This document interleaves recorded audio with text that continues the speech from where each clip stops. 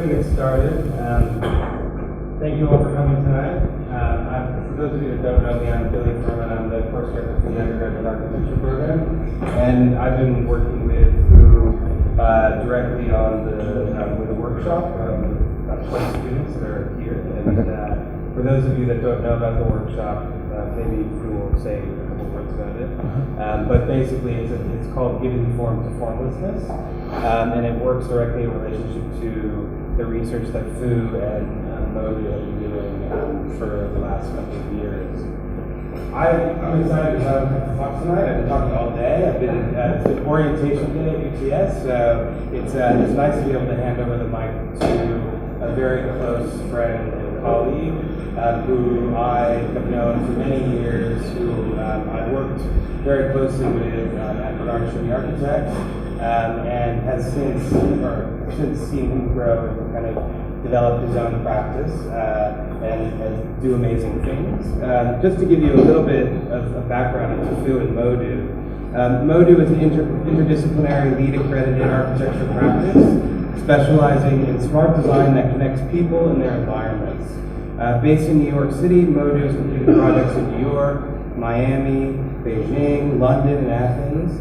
MODU has worked with different clients, with a range of clients, and has won a range of international competitions, including the Design Museum Holon, Creative Time, Art Basel Miami Beach, projects, the Beijing Architecture Biennale, Duggal Arts Festival, Course 77, and the Architecture of New York, which is a pretty good list.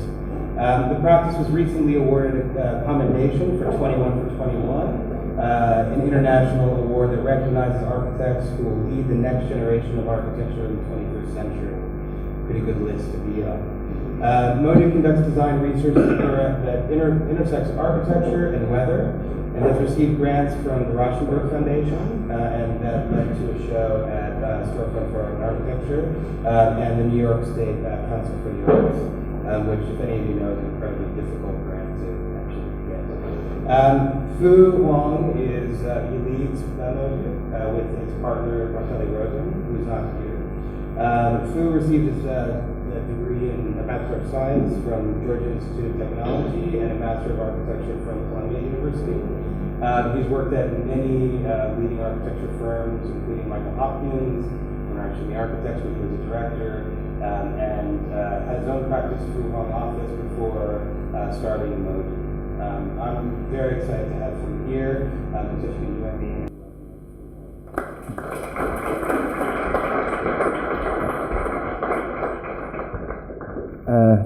Thank you, Billy. And actually, thanks to Billy and to Anthony for inviting me here. So I'm going to start maybe just by talking a little bit. There'll be plenty of images and videos and such, but I want to maybe speak a little bit about being here at UTS, which has been an incredible experience. Also in Sydney, which, when Billy invited me, I didn't realize it was the absolute ideal city to be speaking about weather.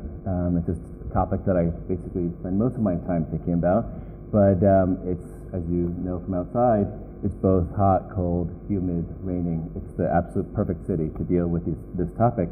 The workshop we're doing here has been incredibly interesting and I think super productive. Right now, it's in that moment of any project, which is basically a kind of, I think the border between absolute fear and incredible excitement. And that's, I think, where all projects go through. So I'm hoping that for some of those in the workshop, this kind of helps to background some of the things that we're talking about. This lecture is called Uncontrol. It's a topic that we're very much interested in because we think it's essentially inherent to any relationship between architecture and weather.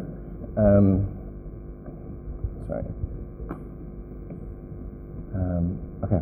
So we think that a lot of a lot of things that fall within the category of environmental design is really based on other more and more forms of control. Architecture has a long history of control, especially between control of the environment and indoor and outdoor weather. And This control, I think, is really evident in a lot of the environmental standards, which basically we're very critical of because they more or less are just applying technologies and materials to architecture, right? And what we're trying to do is basically say, instead of an environmental design, to be much more active about our relationship to the environment, but also to return environmental thinking to basically the conceptual and intellectual practice of architecture, to not lose the importance of ideas. And so we call this the design of environments, basically the active creation of environments. These environments in some way interface with weather, and in doing so we like to explore these relationships that are in the air, and in basically saying that, you know, through the design of environments we return back to the kind of conceptual practice of architecture, but we theoretically rethink its relationships. Weather surrounds us every day. It's both universal and subjective. We talk about the weather all the time, but we all experience it differently. I think that universality and that subjectivity is at the core of our work.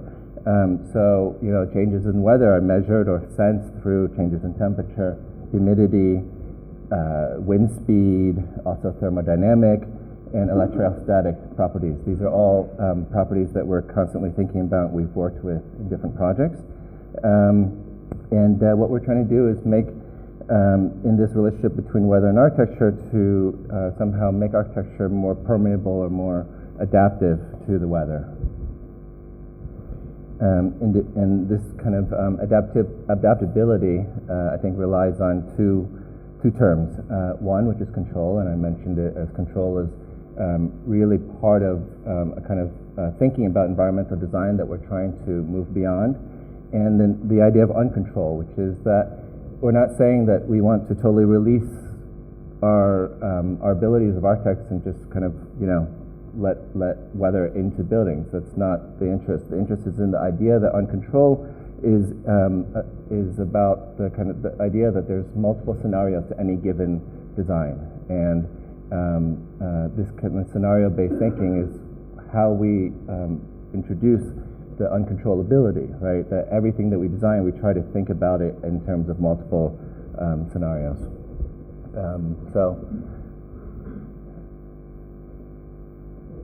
It's in this activation of weather forces that we in a way try to both conceptualize, but also return to the role of how we as architects are essentially stewards of the environment, right?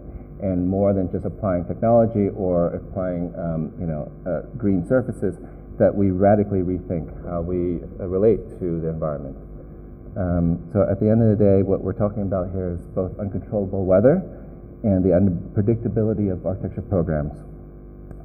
After all, the architecture program is a forecast of future events in the same way that a weather forecast is a projection of weather events. So the technologies that have made it possible to predict the weather is also one in which we use to start to think about how that weather can relate to programs. And if we accept that weather is inherently uncontrollable, then we ask the question, is it possible for, rather than architecture to control weather, that weather in some way starts to mediate or inform architecture? So in the projects I'm going to show, they all find a common ground between this uncontrollable force of weather and the unpredictable use of program. And the relationship between the uncontrolled and the unpredictable will create spaces that we call kind of programmatic microclimates, in which future programs are activated by selectively permitting weather into the architecture. I'm going to show 6 projects guided by 3 concepts. The projects all are at different scales. They test both the temporality of weather, but also the scale in which it can occur. So for us, some of the projects will be installations, so they're obviously very relevant to the workshop we're doing right now, but also some of them are buildings. And for us, the installations are really research labs for what we then implement into building proposals. We have a lot of different strategies and different projects. but at the end of the day, what we're talking about is this intersection between weather and program, and how you give form to the formlessness that is inherent in both the weather and program. That's the title of the workshop, obviously. I think that what's important in our work is that the weather and the program thinking always comes first, and then we start to ask the question of how do you give form to these invisible forces. This lecture is, I'd say, organized by three concepts at three different scales, three scales that we like to work at. One, which is, and I borrow a term that's obviously very, very relevant this year, is at the scale of the element, an architectural component, what we call walls of air. The other is at the scale of architecture, which we're calling it the outdoor room. And the third is at an urban scale, which we call indoor cities. And the terms, in a way, are interchangeable because the scales are interchangeable. That what we're saying is that it's a little bit less about assigning a scale to a particular program type, but actually that they start to inform each other. So walls of air, there are two projects that I want to show. In general, I'm trying to organize it so that there's a relationship between something at the installation scale and something at an architectural scale. This project was an installation that we did with the Storefront for Art and Architecture in New York, and funded by both Storefront as well as New York State Council of the Arts and the Rauschenberg Foundation, which is an arts foundation founded by the fund after Robert Rauschenberg. Sorry.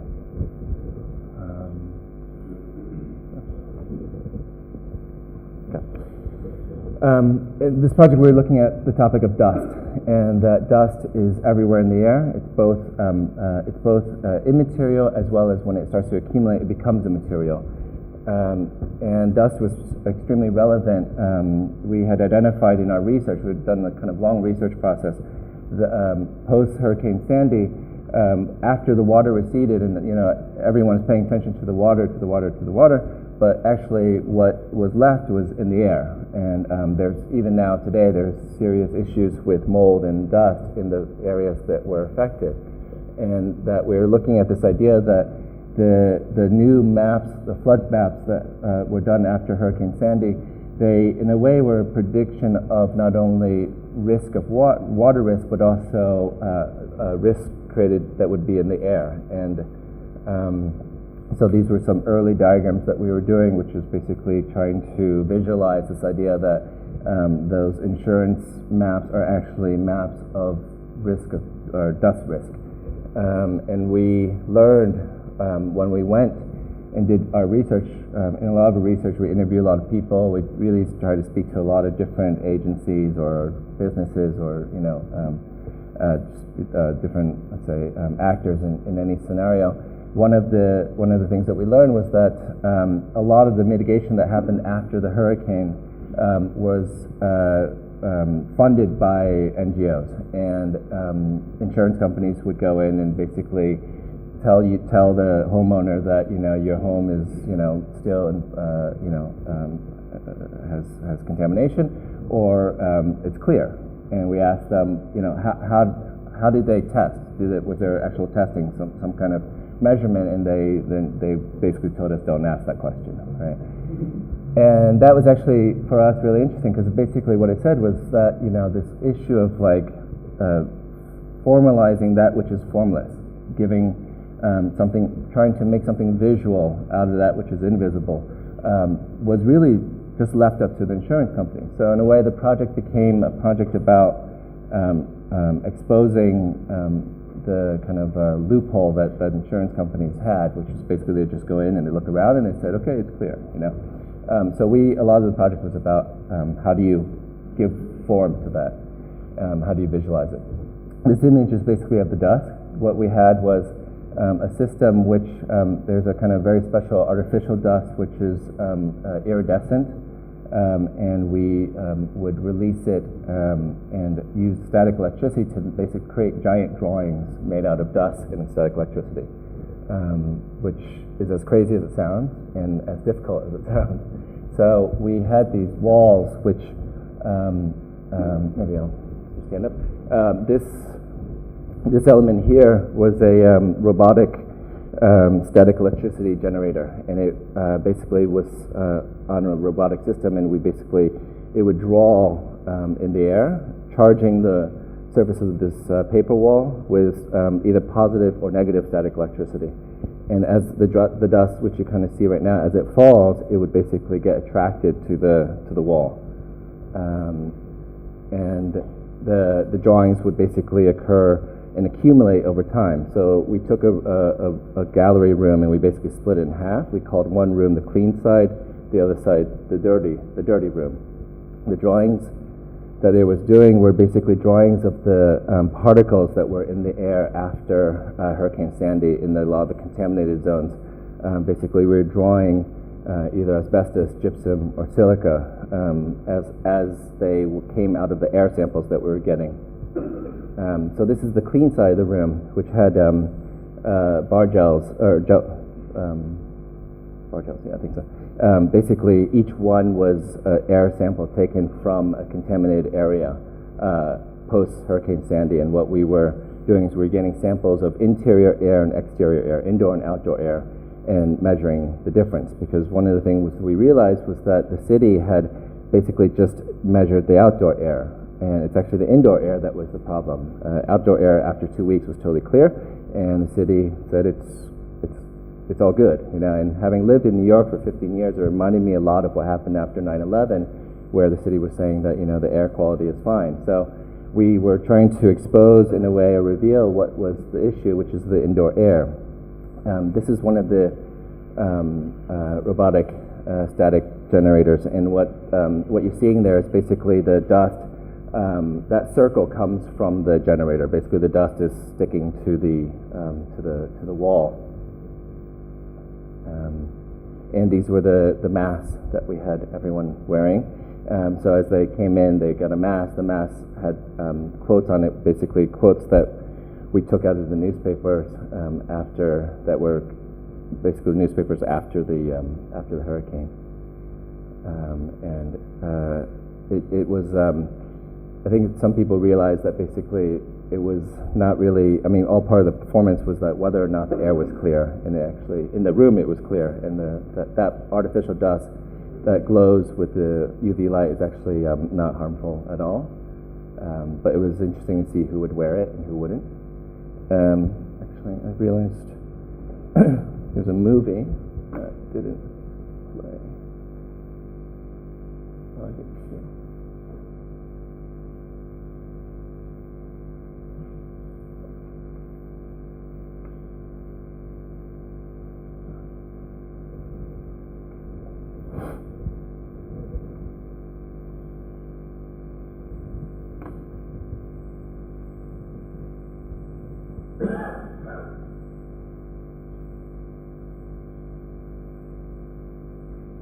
Sorry. It always seems to happen when you least expect it.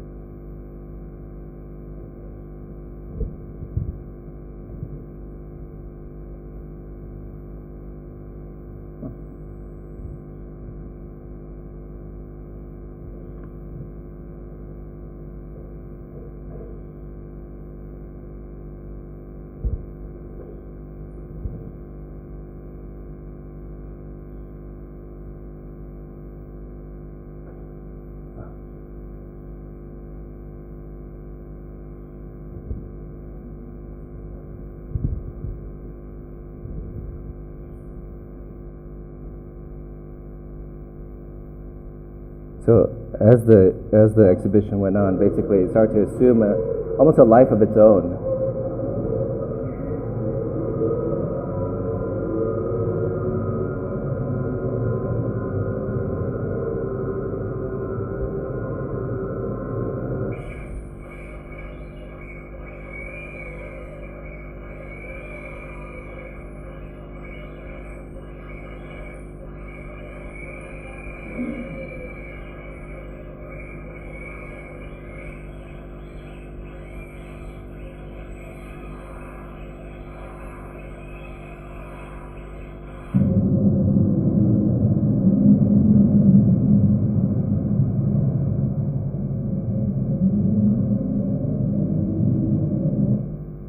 So, I mean, the exhibition itself, it was up for a couple weeks, and it had this almost like it was almost like a folly in a way. And with all of our weather projects, there's always some story which has to do with, again, the uncontrollability of weather. And this project, you know, I mean, it obviously was extremely complicated to try to create drawings out of dust and static electricity. And after a few weeks on the site and getting it to work, we worked with a robotics engineer and a kind of custom fabricator for this plotter, this robotic plotter. And the day, of course, the day before it was working, the day of the opening, I was not on the. I'd assumed that it was ready, and I went to go teach. And I came half an hour before the opening, and nothing had been working all afternoon. And what we had realized was that that particular day was extremely dry. So the two static generators were basically shorting each other out, and we basically couldn't figure it out for the entire afternoon. So the actual opening was where we had people walking around spraying water bottles in the air, basically to try to humidify the air, right? So the issue of uncontrollability of weather, we basically live it in sometimes more than we want to. This project is part of this idea of walls of air. It's one that we're developing right now for a company in Connecticut, which is right next to New York. The site is shown there. The building is an existing but abandoned industrial facility, and the client is interested in making it into their manufacturing facility. That's an image of the inside of that volume, and it's actually the size of the volume of air in there is the size of the turbine hall in the Tate Modern in London. So it's a kind of, it has this vast scalelessness that you can't really quite grasp in photos. So our first idea was, how do you deal with this volume of air, and how do you make it work with a manufacturing facility? Obviously, we always start all of our projects looking at weather. And so we started with this idea that for a manufacturing facility that had clean room environment requirements, which is basically places that are completely dust-free. They manufacture panels for basically like hospital beds and things that require totally antimicrobial surfaces. We started with a diagram, which is a pretty well-known one in kind of, let's say, the thermal world, which is the thermal onion, which is a volume within a volume within a volume, right? And the inner one is the one that has the most amount of control. The outer one has the least amount of control, and the inner one would be what you would call, the clean room environments. But the problem with that is that it's really terrible for architecture. It's really not a very good diagram. So we asked ourselves, what if we took that diagram and basically kind of spread it out, distributed the diagram, and still somehow managed to keep some ideas about a volume within a volume. So this is basically what the concept diagram was, and that's how we developed the project. The very large volume of the 90-foot high space, that's the main hall. So each one of these halls have a specific program. And the innermost volume, which would be here, that would be the absolute cleanest environment. And what's interesting about the project is that it's actually multi-programmed. So the cleanest environments are all mechanical or all manufacturing facilities. And then there's also programs up above, which is actually kind of like training centers for people to work there, as well as some exhibition space. The client is actually kind of an incredible client who believes in creating not only great work environments, but work environments that are inspire people. So there's kind of galleries for exhibitions as well. So this kind of multi-use program with the diagram that we developed was really useful to be able to both separate but connect the different programs. This is the proposal, and the idea is that we're removing from the existing building, which is the tallest one, removing everything except for the structure, recladding everything. Each one of the three volumes can grow or shrink as much as they need to programmatically. And at the same time trying to maintain this both the feel of the industrial space, but also without removing the idea of this big volume of air. So one idea that we have been proposing and working with our engineers is, again, the walls of air. In this way, it learns from the kind of dust research that we did in the installation, but here in a kind of real-world environment, using air curtains. And the air curtains, they're industrial products, but the idea is actually a conceptual question, like, can we remove the need for walls altogether and just create walls made of air that would separate one program from another? And it comes from certain projects where we don't want to actually have any boundaries between the spaces, but we want one space to have a different temperature or different air quality than another space. So basically, they're low energy passive systems that basically just put kind of forced air through in order to create the boundaries. So these are our kind of, I mean, I would say they're both weather and program maps, and kind of zigzag shapes. Those are where we are proposing the walls of air. So basically, the idea is that each one of the zones would have a kind of totally clear view without doors, and those basically just you would cross from one space into another, and you would feel the difference, but you wouldn't necessarily visualize it. So I mean, that's a regular floor plan. So these are the system, the air curtains. It's not necessarily like a high technology. We're just trying to use it in a different way. But basically, the way they work is they circulate air into a ceiling zone that the hot air rises into these air curtains and then forces it down with a lot of pressure, and it keeps dust out as well as keeps two different temperature zones. Right.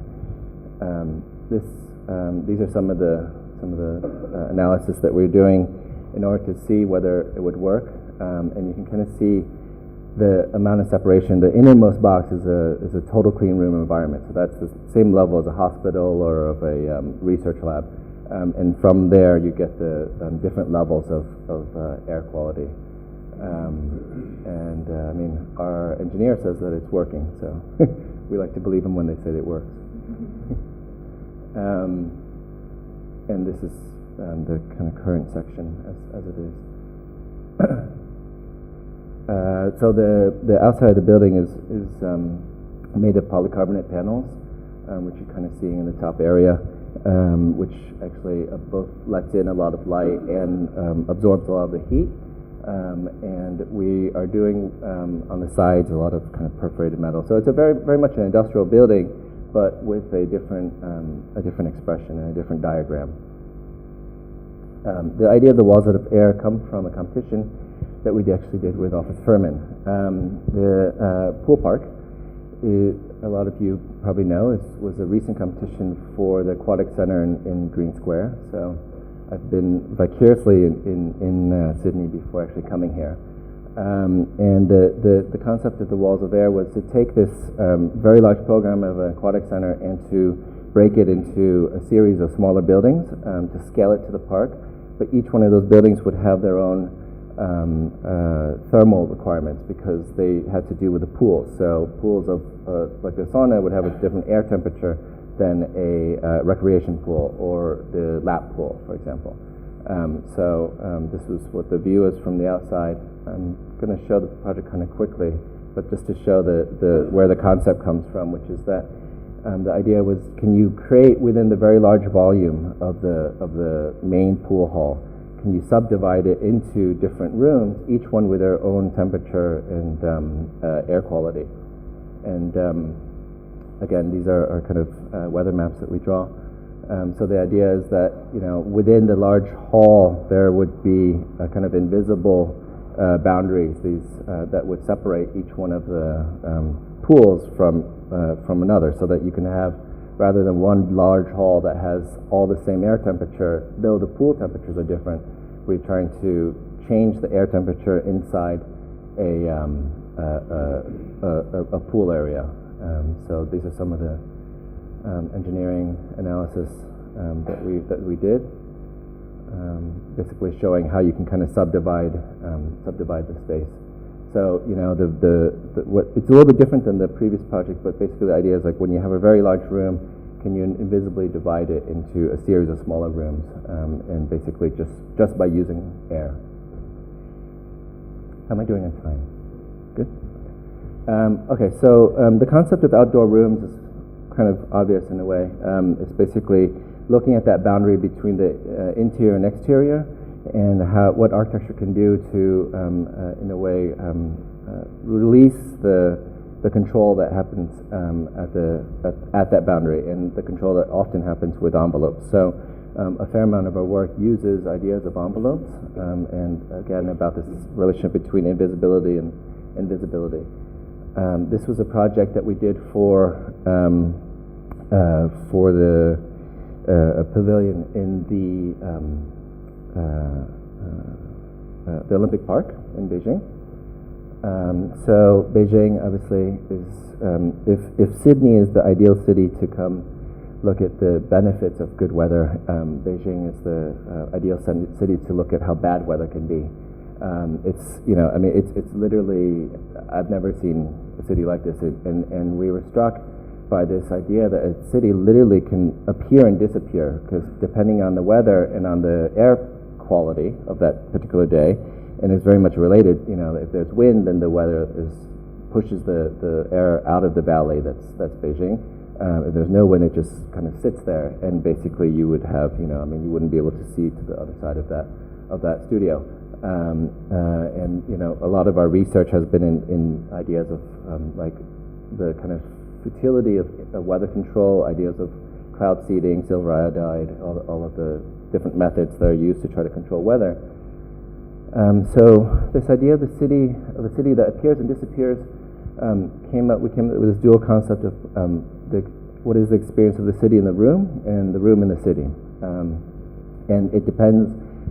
That relationship depends on the weather condition. So this is not my image, but a pretty well-known one of what the different, not only the issue of like visibility, but also color. Like the air takes on a material, and in a way it's not necessarily good material, but you know, from a bright blue day to kind of a yellow brownish color. So what we were creating was this outdoor room, and the idea of the outdoor room was that it somehow would, we first ran through ideas of like, can we somehow in this outdoor room improve the air quality, but we just kind of eventually got to the point that that's impossible given how bad the air quality is. So the idea was actually just somehow just reveal it, or to in some way measure it through architectural space. So these are some of the construction drawings of this pavilion, and the idea was that you created a central oculus, and that oculus would allow you to see what the different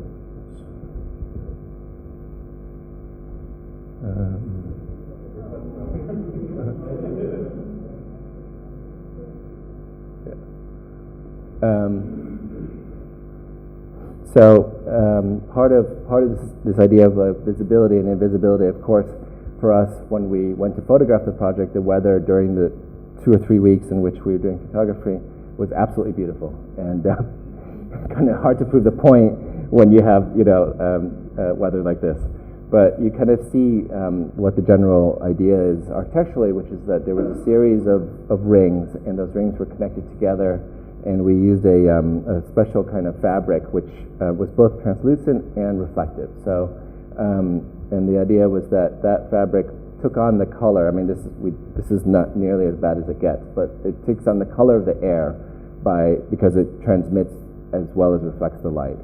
And the idea would be that, you know, as people would go on different days, you would somehow see this, you know, and this is the Olympic Tower. Behind the Olympic Tower is the Bird's Nest Stadium. You would see the city appear and disappear through the lenses. Part of the idea was a torque that we put into the material, which gave it both structural rigidity, but also as you moved lateral to these walls, basically kind of created I guess, an animated video effect as you're looking both from inside as well as outside. Yeah, I mean, this is more of the beautiful weather that we get.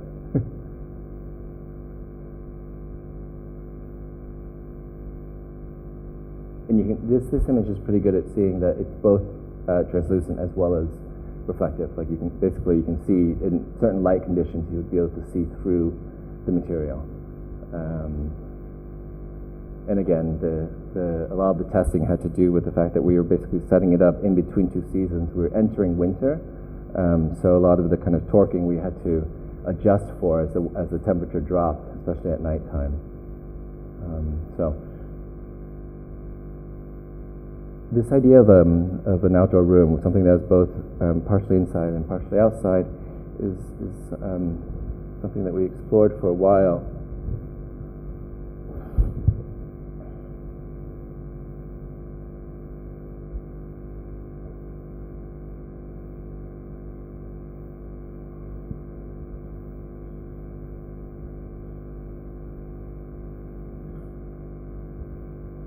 And I think, you know, again, like we find that the things that guide us are, in a way, we really live them. This idea of uncontrollability. Building in China as an architect requires a lot of uncontrollability. Like we made the most amazing drawings, and we, you know, tried to explain it so many different ways, the different geometries, and of course it just kind of goes onto the site and they just build it as they want. And so, including scaling the project to a different scale than we had drawn for. But you know, in the end, I think some of the effects still are there.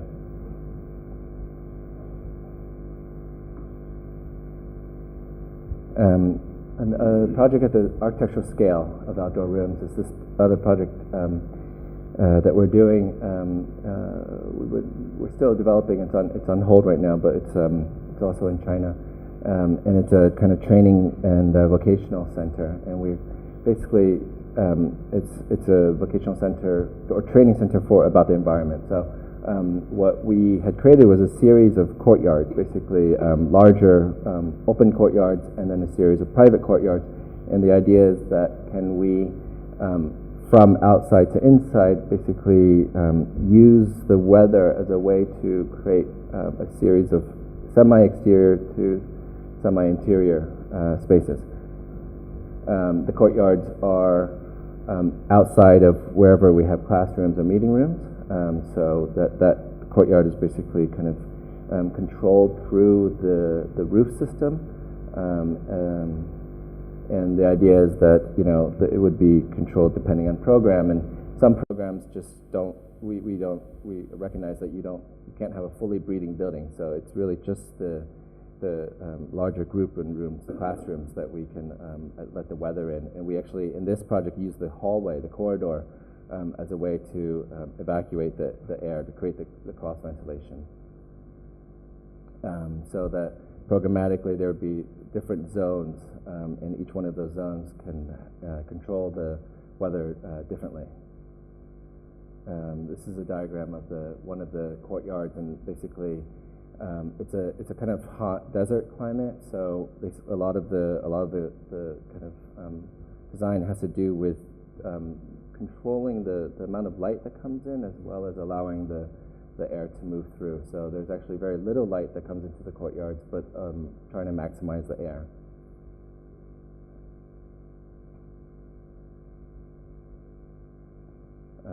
So yeah, I mean, these kind of analysis is basically, we always use them in a feedback. Basically, we have them done and then test to see whether the forms are working in the way that we want with the air, and then we go back and we change the forms, and it's kind of always a feedback loop between us and our consultants. So the third concept of indoor cities is basically looking at the idea of like buildings and the interior spaces of buildings as a form of urban organization, and vice versa. So to see, is it possible in outdoor spaces to use some of the thinking of interior programming in order to create a kind of urban logic. This project was a project that we did, which we'd won a competition a few years ago for basically art park for Art Basel Miami Beach, which is, I think, one of the world's largest contemporary arts fairs. And the project was basically about creating a public space for outdoor art events. It's evening time only, so during the day they go to the convention center and they spend millions of dollars on art, and then there's a nighttime free event for the public.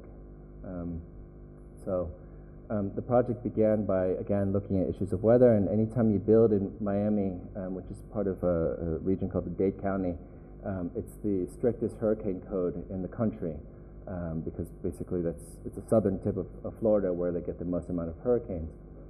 So from the beginning, we knew that this was an issue for the project, and we wanted to do something that, in a way, would let the wind move through, as opposed to create any kind of resistance or have to deal with it in a functional way. So rather than deal with wind and cut slits into materials or whatever, we said, let's just basically capitalize upon the fact that we had to meet 110 mile per hour winds. The project was curated by a arts organization in New York called Creative Time. They actually were the partner of the Art Basel organization from Basel. And what they did was they curated a series of nights. Each night was a different city with a different arts organization and artists from those cities. And that in the beginning was a really important thing to us, which was how do you design something for programmatically that you don't even know what it will be, which I think is inherent to a lot of what we're thinking about. So the project was made of rope, 7 miles of rope. It was a special rope that we had developed with the manufacturer. When you tell a manufacturer you want 7 miles of anything, then they are really open to testing different things. So there were a lot of constraints with the rope. It couldn't absorb water. It needed to be lightweight. It needed to be fireproof. But the most important thing was that it was designed for nighttime. So we had in the rope, in the sleeve of the rope, reflective tracers, which are basically what you have in a bicycle helmet, woven into the fabric of the rope. And the idea was that actually I'll just show the video. As the wind would move, and this is 2 different wind levels. The idea is that the project was constantly changing its form. People thought it was electric rope or electric LEDs or anything. Literally, it's a very simple idea, which is basically the way we lit it, the wind would move the rope in relationship to a fixed light, and it made it look like it was flickering, because the reflective tracers would move in and out of the path of the light. This was the floor plan of the art park that we had designed, and what we had done was we asked, when we won the competition, we asked the organizers to give the floor plan, the tentative floor plan that we had, to all the different artists that were coming, and let them choose where they wanted to perform. And for us, this is really kind of like, this idea of like, that we can't control the weather and we can't predict the program. But what's interesting to us is when we bring those 2 things together. So we had different performances, and they would choose where they wanted to perform. A lot of the tests that we did with the rope was about both controlling and uncontrolling it, which is that to let it move, but we didn't want it to look like a jumbled mess of knots, which is something I think that our workshop is going through today. But the way we did it was we kind of always wove 2 paths of rope together, so it would move, but with some constraint. And those 2 paths were, one was white, one was yellow.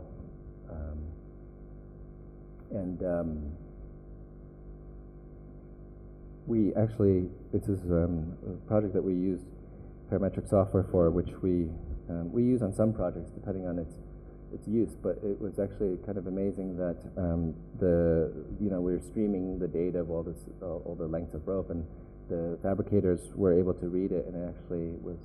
We did not have any problems on site, which we were kind of shocked about. But so this is a arts performance, which there's a dance group, and they chose to basically perform right in the middle, as opposed to performing on a stage. And the stage was mostly used for music performances, but we really liked whenever people would just basically use the open areas, and it was the idea was that part of the structural system was that there was actually very few moments when it came down to the ground, and when it came to the ground, it was either seating or a table. So the idea was that this open plan would be that the art performances could occur anywhere through it. This is, I think, opening night.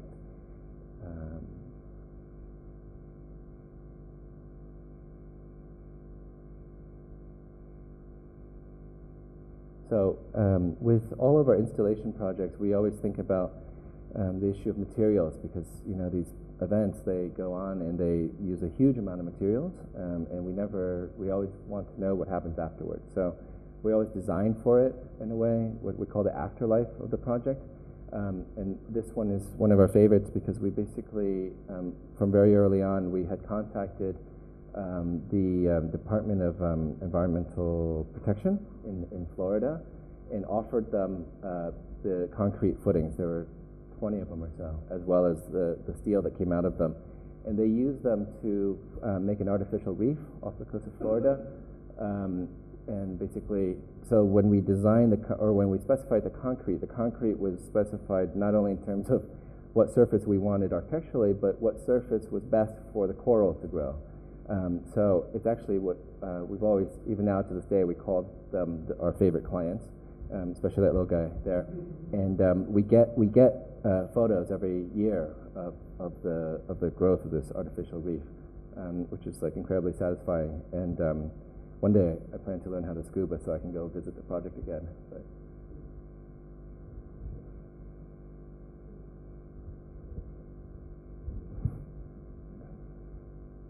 so it was built over a 2-week period, but everything was fabricated off-site and brought onto the job site.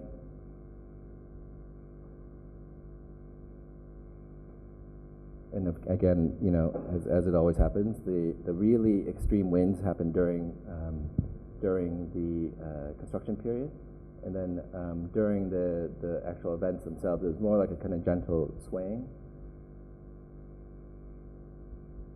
These were really fun because they were not just hammocks, but they were hung from structure that was 20-25 feet in the air, so they worked like giant swings, which we didn't really predict, but they're really fun. And as an architect, you also worry about that a lot, especially when you're licensed.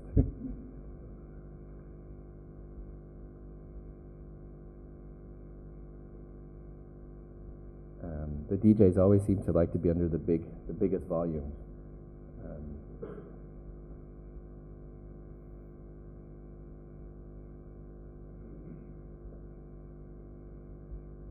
That was a strange performance, to say the least. My parents were there, and I could not explain what that was to them. I just said it was contemporary dance, and my mom just said that's weird. So this is the last project, I think.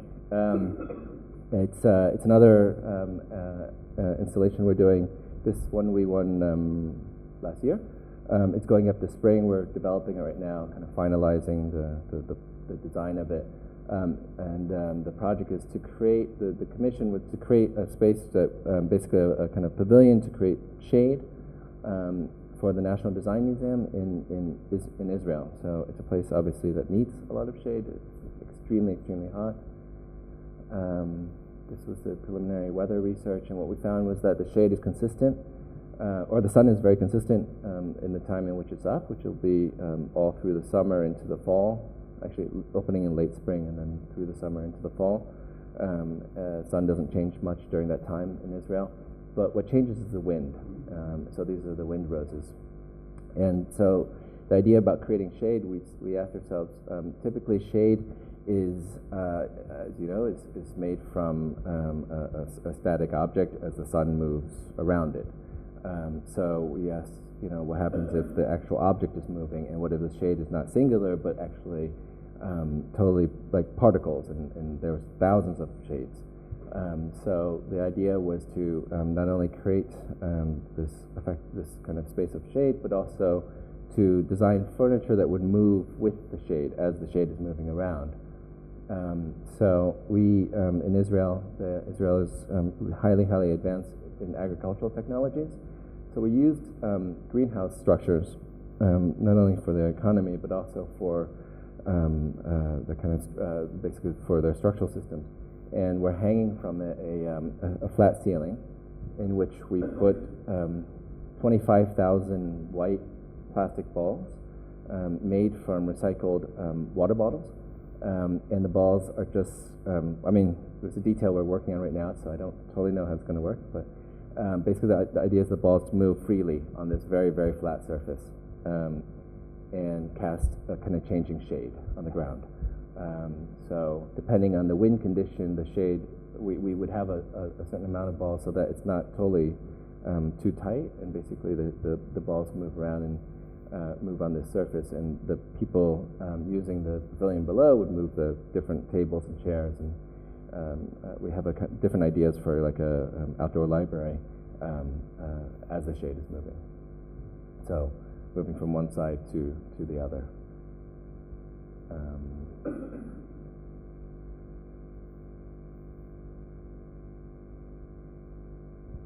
The museum is the National Design Museum. It's actually designed by Ron Arad, and it's a very good building. So we're excited to be in their plaza, and hopefully it's going to work.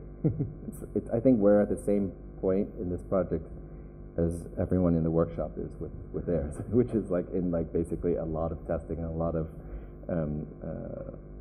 lot of questions at this moment. More questions than answers, but I think that's as I said before, it's a good place to be. It's a video from a mock-up from the competition proposal, and that was, I think, me just blowing on it. That's the man-made wind.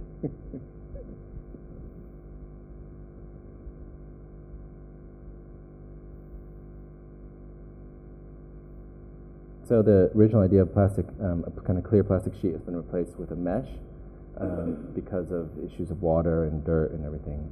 So right now, the idea is to make it out of a mesh surface. And then one last thing. Happy birthday, Billy.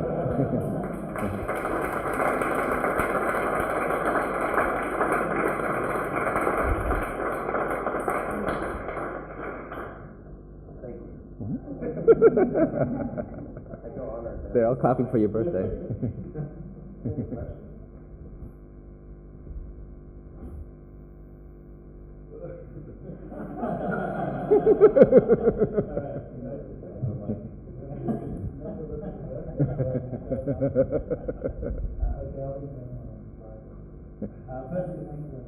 Yeah, absolutely. I guess my question might be in the latter project, kind of project itself is kind of yeah. Experience or project flux, which essentially kind of reorganize the program or how one might use that to do so. Yeah. So I guess there's a early demonstration too in what it was on that side. But I guess when I look at the project as a whole, and how it's also sort of clinical, it seems that the kind of analytical is to more than the weather verification is really kind of happening at the kind of analytical or secondary attitude generative or organization of the data itself. So I guess I was wondering whether in the work whether the tool is used in a generative setting to kind of, if you like, contest the normal program. There's a different understanding of how programs might be safely arranged or organized through the kind of learning program. Yeah. Yeah, I mean, I think that it's a very good question. It's one that we struggle with, basically, that we want the CFD to be generative. But for so many of our projects, we're designing so fast that it's very difficult to make it really constantly in a feedback loop, right? And this is just the constraints of practice, right? That you basically are moving faster than the feedback that you're getting from the consultants. We also, I mean, it's you basically kind of hit the nail on the head in terms of what we what keeps us up at night, which is that particles of air are not the same as particles of people, right? And that program and weather, which is what interests us, cannot be related linearly, right? So I guess, you know, the projects where it's maybe more successful are those that have more open-ended programs, right? And building programs, though the program given to you is always a lie, tends to be much more closed. So what we try to do is figure out within those parameters where there are, let's say, leaks in the program for us to play with. And it's not applied, the concepts are not applied to, let's say, an entire program. So when you have let's say the office programs of the pool, of an aquatic center, right? There's very little room to play. I mean, like, you know, like you basically meet the program. Where we focus our energies was was entirely in the pool hall, because we thought that programmatically was indeterminate, whether it was, you know, someone who's 70 years old in the morning going to swim, or someone with their 2-year-old toddler and going to play in the kind of kid pool, you know, and that everything in between, the one who's, like, you know, going after work, or the one who's going in the morning, you know. So I think that finding the indeterminacy in the program, some projects and some types have more indeterminacy than others, would be I guess maybe the best way to put it.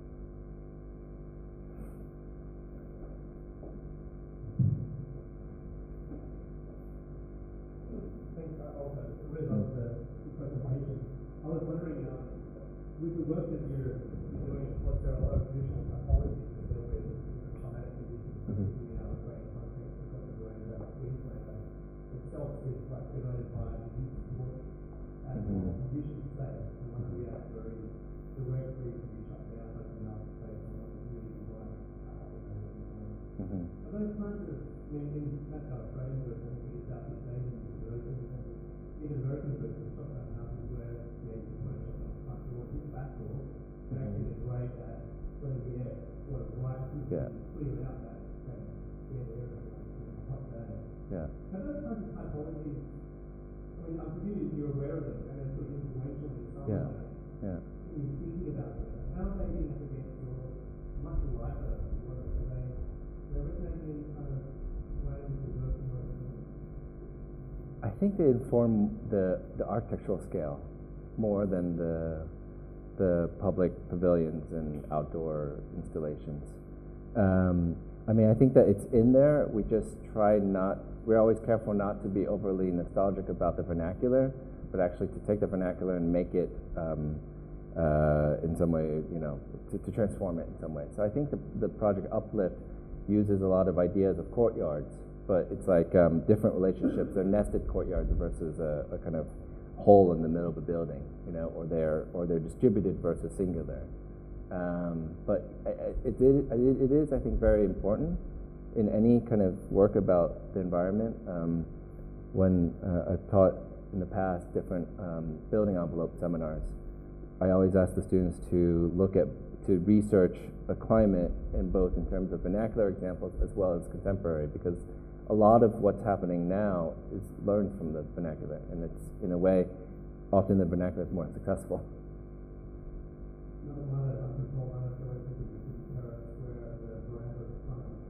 Yeah.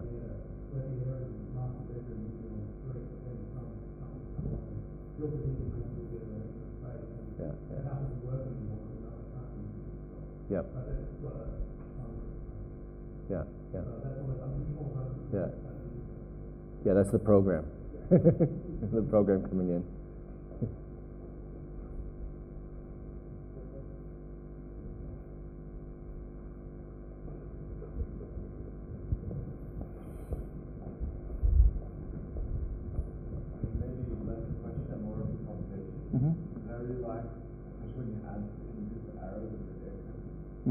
Yeah. Yeah.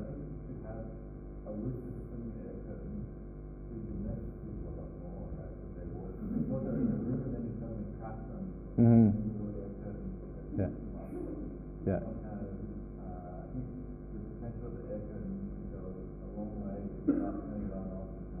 Yeah. Yeah, yeah, yeah. We have a lot of ideas in the back of our head in terms of installations and exhibitions with air curtains, because that's where we can really mess with their heads. But we need funding because they're not that cheap. So.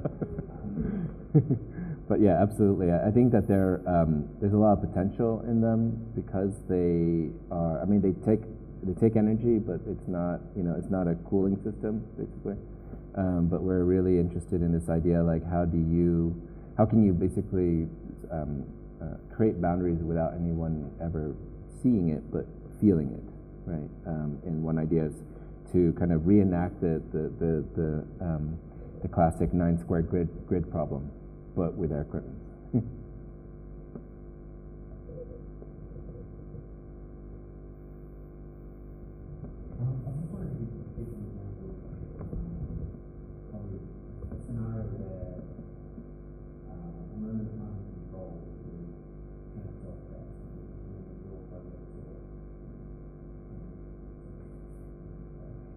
Uncontrolled, where it becomes like a design control. Where you're making one of the installations, something where it's actually intentional and unintentional. Yeah, like the happy accident. I think it's all through the project. I mean, that's part of the issue of the presentation is that it looks totally seamless, right? Everything looks like it was intended, but for the most part, half of it was intended, half of it was discovered. I'm trying to think of specific examples. I mentioned like the kind of hammock swings, as a program that we had designed for was totally unintended, and what came out of it was actually it was supposed to be the kind of resting place programmatically, like a kind of lounge, but it's actually super active, and it's actually where most people went to because they were, there was alcohol, so part of the fun was that basically you can really get people going and pushing through these things. But I think the one project that had the most amount of uncontrol was the very first one, the one with static, and the whole project was uncontrolled. I mean, like we went into a project that we had won all this grant money that we had no idea whether it would work. And then we went and we invited literally everyone in the New York architecture community that we knew. So you had no choice but to get something to work, right? But what we found was that the scaling, and this is something we talk a lot about in the workshop, which is that the scaling of the initial test, which operated in a much smaller scale, when it became a room, we were totally losing control of it. And the idea of like creating drawings that we could read as like certain lines and points and patterns totally was not possible. But we kind of liked what happened instead. What happened was not the idea of like a line drawing the way that we think as line drawings as architects, but actually drawing as thickness. Like the dust started to build up over and over after a few hours of it running, and it would eventually just become like it looked like the surface of the moon. So we couldn't read the drawing, but we kind of liked what came out of it. It was basically materializing the fact that dust is both immaterial and material.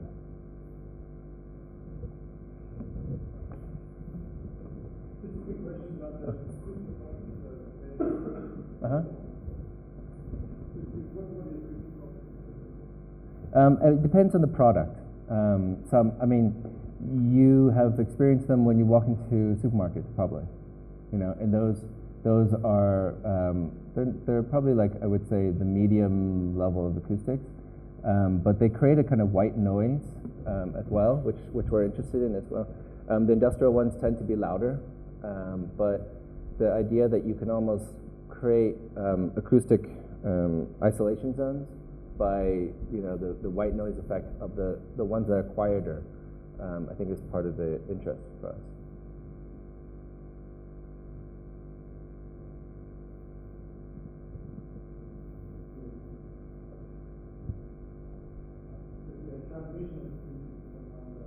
Oh yeah, I see what you're saying. they certainly don't have acoustic absorption properties. But you know, the hope would be that in certain programs, it all depends on where you would use it, I guess.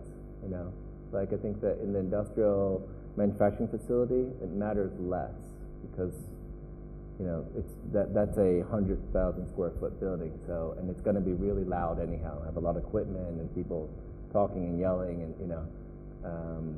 But yeah, I mean, I think that you know certain programs it would not be possible. I mean, you would never use it in, for example, a museum, you know, or a library.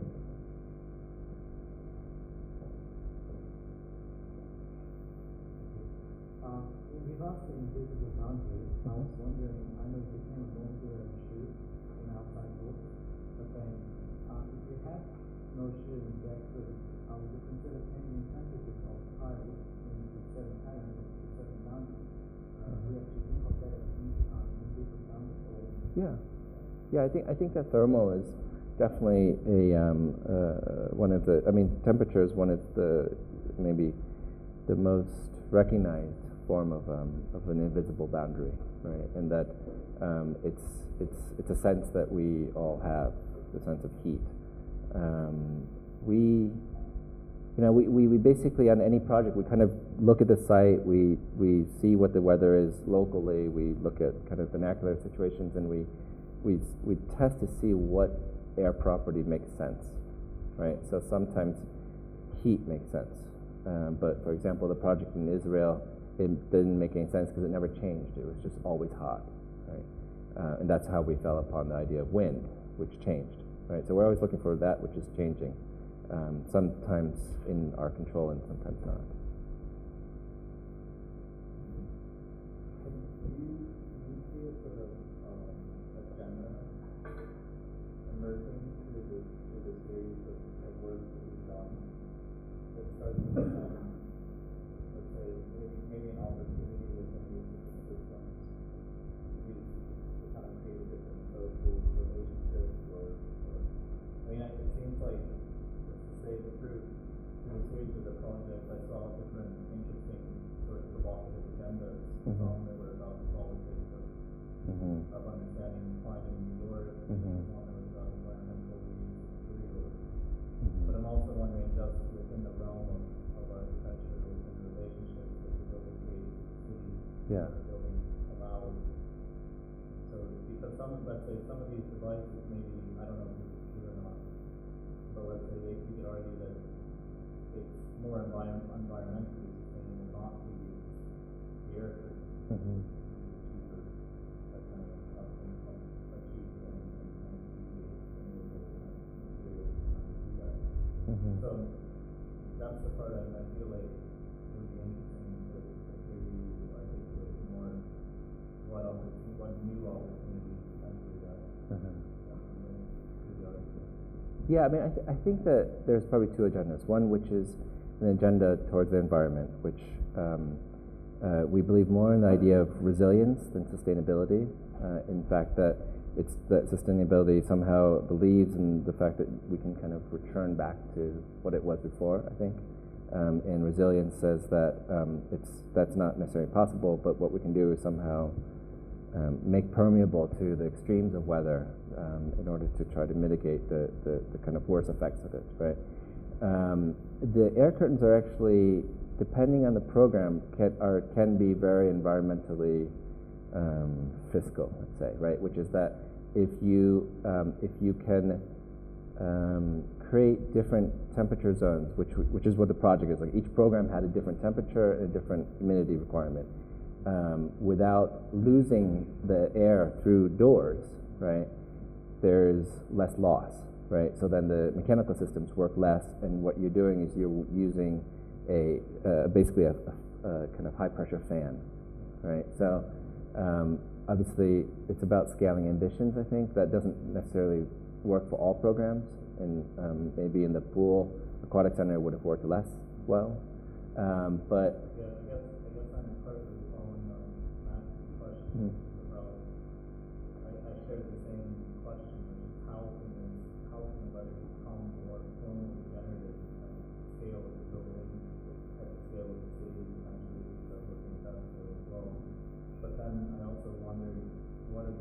implications for the culture of programs when they interact, say, in a kind of larger building with these kind of systems. And then it asking questions about that would actually start to give new forms to work generator within the questions themselves, Yeah. project.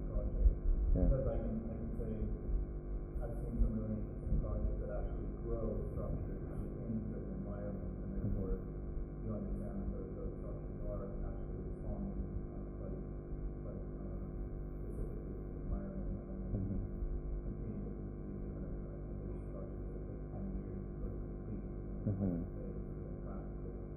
But I think there are some very, very profound implications within these types of systems that potentially, because when I saw the swimming project, I was so curious how you provide the form. Actually, where do these curves come from? Where do these twisted shapes come from? And then I wondered, within the implications of these devices themselves, if there's some kind of aspect that generates the question about the social structures and relationships within that, like public. I don't know if it's a public project or. Yeah, public, yeah. I mean, those forms actually had more to do with water. It had to do with controlling water, and we had a whole kind of water strategy about rather than take the water and send it through a storm drain system, actually to capture the water. It's a system that Arup has been developing, basically hold it on the roof in order to then slowly let it down through. So basically the roof forms actually are kind of like, the idea was that they're kind of like pools, right? So that project was not presented in its entirety. But I think that in terms of the agenda of kind of social and programmatic and urban, I think we're very much interested in. The issues of form is one that we always struggle with. I think it's that form inherently freezes that which is changing, right? So, and it's very much part of architecture, right? But if we're interested in this kind of uncontrollability or the kind of dynamic effects of weather, we always struggle with that moment of like, when do you freeze that form? In what form does it take? I probably don't have an answer at this point. It's like, I guess it's also a bit of provocation. Yeah. No, it's definitely. I think all the questions are basically what we constantly deal with, and in a presentation it seems kind of somewhat fluid or seamless, but we're totally pulling out our hair all the time, and the whatever argument I put forward is one that has come only from projects, meaning that we didn't like have the argument. We're like, okay, let's kind of prove this argument. Meaning, it's like constantly kind of designing and then refining the argument. Anyway.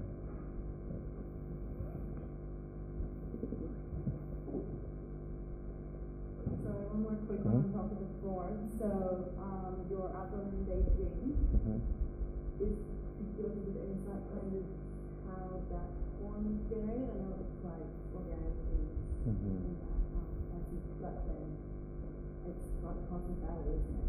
Yeah. To be totally frank, the generation of that form also came from a previous project, which is, I think, totally, for us, fine. Like, we basically have a few projects where we test things, and it was a competition we lost, so we basically work by one rule, which is that we just keep on doing it until we win one.